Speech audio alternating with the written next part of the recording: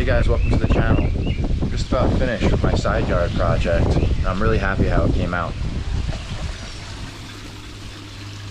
I took a bunch of video along the way. I'm going to be putting together a mini series on it. In this video, I'll talk about my plan and steps I did to finish this project. Let's get into it.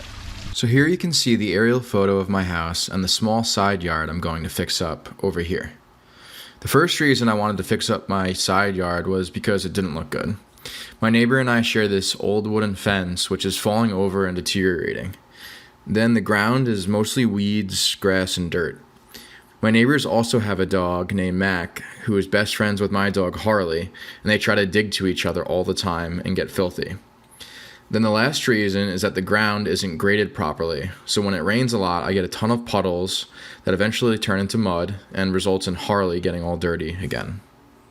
So to break it down real quick, the steps that I'm going to do: replace the wood fence with a vinyl fence. This will look way better and not be falling over. Then put lattice against the concrete wall and plant some climbing plants beneath it. And then I'm going to put a little edging around there to separate the turf from the actual dirt. Then I have this big tree stump underneath that big piece of plywood.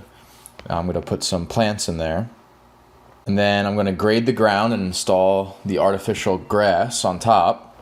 This will be great because it'll prevent Harley from digging, it'll keep her clean, and then I won't have any of those puddles, that water buildup, and it'll be a good spot for her to pee because currently she's peeing on my grass and it's killing it. And lastly, I'm going to build some planters and put them up against the fence.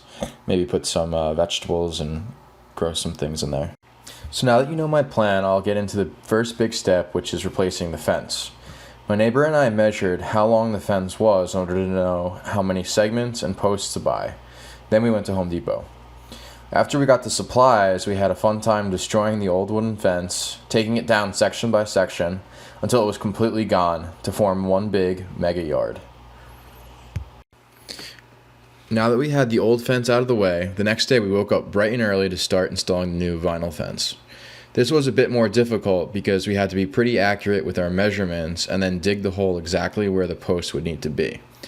Then it was important that the post was straight and level when we connected it to the segment and while we poured the concrete in. We did run into a couple of other issues too. We ran into a little bit of trouble right here. Giant root. We've been hitting it with the sledgehammer / axe, trying to get it out. That's exactly where we need to put the post. It comes from this big tree. You can see it underneath here. After hacking at it from both ends with an axe for about 20 minutes, we were finally able to pry it out. Our happiness didn't last too long though, because we discovered even more roots underneath it. Instead of trying to dig those out, we decided to just cut the post since we really didn't need it to go the whole 3 feet into the ground. After we trimmed the post, we put some holes in it so the concrete would seep inside and form a rock-hard base that would be very secure. Alrighty, it's looking pretty good.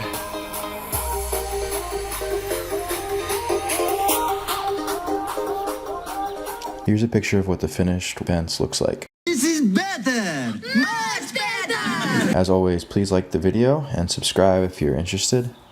And stay tuned for my next video where I'm going to be installing the lattice on the concrete.